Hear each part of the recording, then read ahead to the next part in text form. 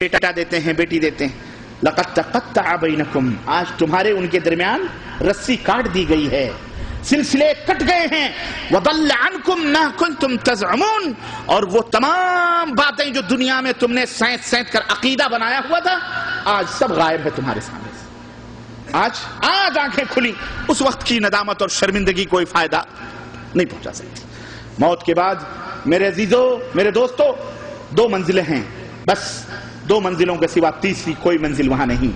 یا تو خوشیوں والی منزل ہے، خوشیوں مسرت ہی ملے گی، اور یا تو غموں والی زندگی ہے. ان دو زندگیوں کے علاوہ تیسری کوئی زندگی وہاں نہیں ہے. یہاں تو کئی زندگیاں. آدمی کو فریج کا پانی نہیں ملتا، مٹکے کا پی لیتا. مٹکے کا نہیں ملتا، کنویں کا پی لیتا. کنویں کا نہیں ملتا، نل کا پی لیتا. نل کا نہیں ملتا، گرم پانی ہی پی لیتا. آدمی کو بلڈنگ نہیں ملتی، جھوپڑی بنا لیتا. جھوپڑی نہیں ملتی، فٹ پاتھوں پر زندگی گزار لیتا. مرغ مسلم نہیں ملتے، چٹنی روٹی دال روٹی کھا لیتا. کچھ نہیں ملتا، پانی پی لیتا.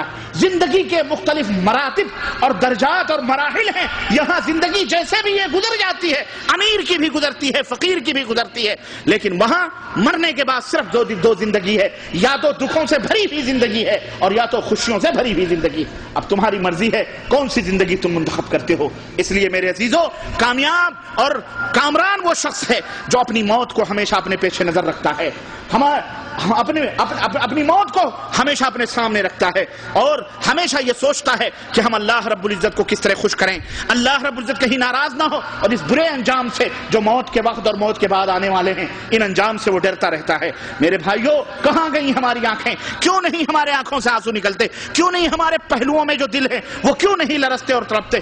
ہم مردوں کو رخصت کرتے ہیں، مردوں کو نہلاتے ہیں، روزانہ الوداع کہتے ہیں، روزانہ قبروں میں جاتے ہیں. اللہ کے نبی صلی اللہ علیہ وسلم نے فرمایا کہ انی نہیتکم عن زیارت القبور فزوروها. لوگو، ہم نے تمہیں قبروں کی زیارت سے منع کیا تھا، لیکن اب قبروں کی زیارت کرو. کیوں کرو؟ پھول پتی چڑھانے کے لیے، وہاں دعا کرنے کے لیے، وہاں مٹھائی اور بتاشے لے جانے کے لیے، وہاں آگ اور شیرنیاں چڑھانے کے لیے، وہاں جو ہے ڈھول اور بھنگڑے اور ناچ اور تاشے کرنے کے لیے، وہاں قوالیاں گوانے کے لیے نہیں. فإنها تذکرکم الموت، اس لیے کہ قبروں کی زیارتیں تمہیں موت کی یاد دلاتی. کبھی اللہ توفیق دے تو یہاں کے قبرستان میں جاؤ. کبھی رات کے اندھیرے میں کھڑے ہو کر وہاں سوچو کہ یہاں کتنے بڑے بڑے سلاطین، کتنے بڑے بڑے حکمران، کتنے بڑے ظالم و جابر اور کتنے نیکوکار اور صالحین آرام کر رہے ہیں. جا کے دیکھو، وہاں تمہیں موت یاد آئے.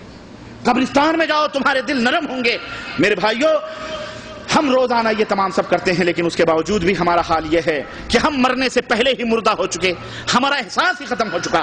موت کا پیالہ یہ ہر زندہ بشر کو پینا، ہر انسان کو پینا ہے، جس کو اللہ تبارک تعالیٰ، میرے بھائیوں، جس کو اللہ تبارک تعالیٰ مقرر فرماتا ہے، اور جب اس کی گھڑی آتی ہے تو وہ اس کو پلایا جائے گا. موت ہماری دنیاوی زندگی کے سلسلوں کو ختم کر دے گی. اسی لیے نبی کریم صلی اللہ علیہ وسلم نے فرمایا کہ موت کو زیادہ سے زیادہ یاد کرو.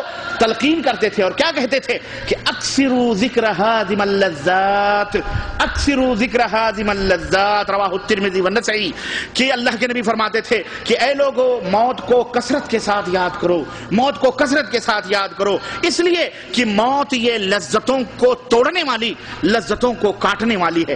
اور ذرا غور کرو، ایک آدمی کسی میلے میں کھڑا ہوا اور سرکس دیکھ رہا ہو، اچھے مناظر اس کے سامنے پیش کیے جا رہے ہوں، اچھا تماشا ہو رہا ہو، اور اس کے اندر وہ بیٹھا ہو. یا چلو اور ہم قریب کر دیتے ہیں، ایک آدمی سینما ہال میں بیٹھا، ایک آدمی سینما ہال میں بیٹھا، خوبصورت انداز سے ایئر کنڈیشن میں بیٹھ کر کے پیر پہ پیر رکھ کر کے سینما دیکھ رہا ہوں. اس کے کان میں کوئی جا کے کہہ دے کہ میاں اس سینما ہال میں بم رکھا ہوا ہے، بس ابھی 5 منٹ میں بڑا ہٹ پھٹنے اور گھبراہٹ پیدا ہو جائے گی، اور فوراً تم بھاگنے کی کوشش کرو گے کس طرح سے ہم اس سے بچیں. بے نہیں یہی حال ہے کہ جب تم اس دنیا کے اندر مہو ہو جاؤ یا کسی کو دیکھو، اس وقت موت کو یاد کرو. موت کبھی بھی آ سکتی ہے. لوگوں نے، ہم نے یہاں دیکھا 20-20 برس کمائی کی ہے میرے عزیزو، اور یہاں تک کہ یہ سوچا ابھی آخری سفر، ان کا ہر سفر آخری ہوتا، ہر سفر آخری ہوتا. سوچ کے جاتے ہیں. کفیل کہتا ہے خروج نہائی لگا دو، نہیں خروج عہدہ لگا دو. دل کہے گا آئیں گے، نہیں کہے گا نہیں آئیں گے، لیکن بدقسمتی جا کے پھر آتے ہیں، آنا پڑتا ہے.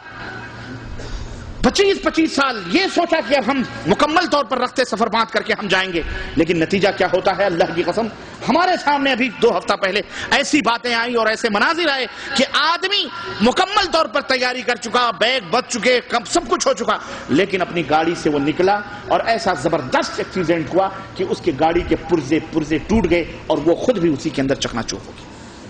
زندگی کا کوئی بھروسہ ہے؟ چلتے چلتے آج کتے اور بلیوں کو اتنی موت نہیں آتی جتنی ہم انسانوں کو آتی۔ چلتے چلتے آدمی شکار ہو جاتا ہے، اڑتی ہوئی پلینے فضاؤں کے اندر کریش ہو جاتی ہیں، ذرے ذرے بگھر جاتے ہیں، آدمی کے کپڑے کے ٹکڑے تک نہیں ملتے، چلتی ہوئی ٹرینیں ہزار حوادث، ہزار حفاظتی تدابیر کے باوجود بھی ٹکرا کر پاش ہو جاتی ہیں۔ آج جو ہمارے ملکوں کے اندر سیلاب کاریاں چلی ہوئی ہیں، آپ خبروں کے اندر دیکھتے ہیں بستیوں کی بستیاں ویران ہو رہی ہیں، مر رہے ہیں، بیوی بچوں بچھڑ گئے، ماں باپ بچھڑ گئے، والدین کہاں ہیں، بیٹا کہاں ہے، گھر ٹوٹ گیا، جانور جائیداد سب کچھ ختم ہو گئی، لاکھوں لوگ حیران و پریشان ہیں۔ میرے عزیزوں، میرے دوستوں، اللہ تبارک و تعالی، اب سوچیں آپ ایسے حالات میں کوئی موت کا، کوئی زندگی کا کوئی بھروسہ ہے؟ اس لیے ہمیشہ موت کو یاد رکھا کرو۔ موت جب کبھی لذتوں میں ہو تو موت کو یاد کرو میرے عزیزوں، یہ لذتوں کو توڑنے والی چیز ہے۔ دقاق فرماتے ہیں کہ جو لوگ موت کو یاد کرتے ہیں اور زیادہ یاد کرتے ہیں انہیں 3 چیز کا فائدہ ہوتا ہے۔ سنو، موت کو یاد کرنے سے فائدہ آخرت کی یاد آتی ہے۔ نمبر 1، آخرت اس کے سامنے ہوتی ہے، 3 چیز کا فائدہ ہوتا ہے۔ نمبر 1، وہ توبہ کرنے میں جلد بازی کرتے ہیں۔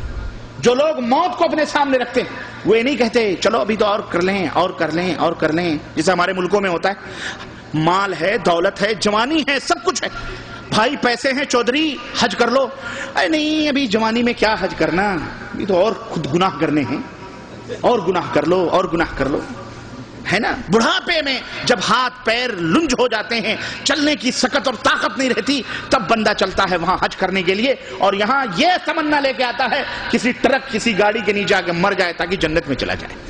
اگر لوگوں کو مدینے مکے میں مرنے سے جنت ملتی تو سارے لوگ آخری عمر میں یہیں آ کر کے جو ہے ہمارے ملکوں والوں کی طرح یہیں آ کے کسی ٹرک کے نیچے سو جاتے، کہیں ٹرین کے نیچے کٹ جاتے، مرتے زبردستی۔ جنت ایسے نہیں ملتی ہے۔ حفت الجنت بالمکارہ، نبی کریم صلی اللہ علیہ وسلم نے فرمایا حفت النار بالشہوات، جہنم کو رنگ رنگیلیوں سے گھیر دیا گیا ہے، لیکن جنت کو نہایت ہی ناپسندیدہ مشکلات سے گھیرا گیا ہے۔ جو لوگ ان مشکلات کو پار کریں گے وہ جنت میں جائیں گے، اور جو لوگ رنگ رنگیوں میں رہیں گے وہ جہنم میں جائیں گے۔ اس لیے میرے عزیزوں، میرے دوستوں، 3 چیز کا فائدہ ہوتا ہے موت کو یاد کرنے کا۔ نمبر 1، توبہ کرنے میں جلدی کرتے ہیں۔ جنہیں دیکھو کہ توبہ کرنے میں جلدی کر رہے ہیں، سمجھ جاؤ یہ بندہ موت کو یاد کر رہا ہے، توبہ کرنے میں جلدی کرتے ہیں۔ نمبر 2، ان کے دل قانے ہوتے ہیں۔ قانے کا مطلب یہ ایک جوہر ہے اور ایک بہت اچھی صفت ہے جس موضوع پر انشاءاللہ زندگی رہی، قناعت پذیری جو ہے نا، یہ بہت اہم چیز ہے جو ہمارے دلوں سے آج یہ چیز ختم ہو چکی۔ ہمارے پاس جتنا ہی کھانے پینے کو مل رہا ہے اس سے زیادہ ہی ہم طلب کرتے جا رہے ہیں۔ یہ نہیں کہ جو ملا ہے قناعت کرتے ہوئے اللہ کا شکر ادا کریں، نہیں۔ اگر آج ہمارے پاس موٹر سائیکل ہے تو ہم کہیں قناعت نہیں کریں گے، ہم کہیں گے ہمارے پاس گاڑی ہے تو ہم کہیں گے ہمارے پاس چارٹرڈ طیارہ ہو ہمارے پاس، یعنی آدمی کی شہوت اور رغبت اس کی بڑھتی جاتی، قناعت پسندی ختم۔ تو جو اس کو موت یاد آتی ہے وہ قناعت کرتا ہے، جو بھی مل گیا ہے الحمدللہ اللہ کا شکر ہے، پتہ نہیں کل کو موت آ جائے، پتہ نہیں کیا فائدہ، قناعت کرتا ہے، جھوپڑی میں ہو، بلڈنگ میں ہو، کہیں بھی ہو، اللہ کا شکر ادا کرتا ہے۔ تو یہ دوسرا فائدہ ہے، اور وہ کبھی پریشان نہیں رہتا۔ وہ کبھی پریشان وہی لوگ رہتے ہیں جو 10 کو 20 بنانے کے چکر میں ہوتے ہیں، ان کی نیندیں بھی حرام، بیوی بچے بھی ہاتھوں سے جاتے ہیں، دنیا کے اندر بھی وہ پریشان رہتا ہے۔ اور نمبر 3، تیسرا فائدہ یہ ہوتا ہے موت کو یاد کرنے کا کہ اس کی عبادتوں میں چستی آتی ہے، عبادتوں میں چستی آتی ہے۔ اذان سنی نماز کے لیے تیار ہو گیا، اذان سنی کاروبار بند نماز کے لیے، اذان سنی گہری نیند میں ہے کسی نے جگایا اٹھو نماز، ہاں ٹھیک ہے چلو نماز پڑھنے چلتے، فوری طور پر بھاگتا ہے وہ اذان نماز پڑھنے کے لیے۔ صدقہ زکوٰۃ اس کے اوپر فرض ہوئی، زکوٰۃ فوراً ادا کرتا ہے۔ حج فرض ہوئی، حج فرض ہوا، حج کے لیے دوڑتا ہے۔ روزے کا مہینہ، رمضان کا مہینہ آیا، روزہ رکھتا ہے۔ اور نفلی عبادتیں صدقے اور خیرات میں خوب اللہ تعالیٰ کیوں اسے موت یاد آتی ہے؟ پتہ نہیں آج شام کو دے دے رہے ہیں، صبح اٹھیں گے پتہ نہیں ہم زندہ رہیں گے کہ مر جائیں گے۔ اس لیے یہ 3 فائدے ہیں۔ نمبر 1 عبادت میں چستی آتی ہے، نمبر 2 توبہ کرنے میں جلد بازی کرتا ہے، نمبر 3 جتنا ملا ہے اس کے اوپر صبر اور شکر ادا کرتے ہوئے قناعت کرتا ہے۔ اور جو لوگ موت کو بھول جاتے ہیں ان کے اندر 3 برائیاں پیدا ہوتی ہیں۔ سنو وہ 3 برائیاں کیا ہیں؟ وہ توبہ کرنے میں تاخیر کرتے ہیں، نمبر 2 دل ان کا مطمئن نہیں ہوتا، جتنا بھی پا جائیں پھر بھی کم رہتا ہے، اور نمبر 3 عبادت میں کاہلی اور سستی کرتے ہیں، عبادت میں کاہلی اور سستی کرتے ہیں۔ یہ 3 نقصان۔ تو اے ایمان والو، اہل بصیرت کے قافلوں کے ساتھ جڑ جاؤ، لازم پکڑو ہمیشہ کو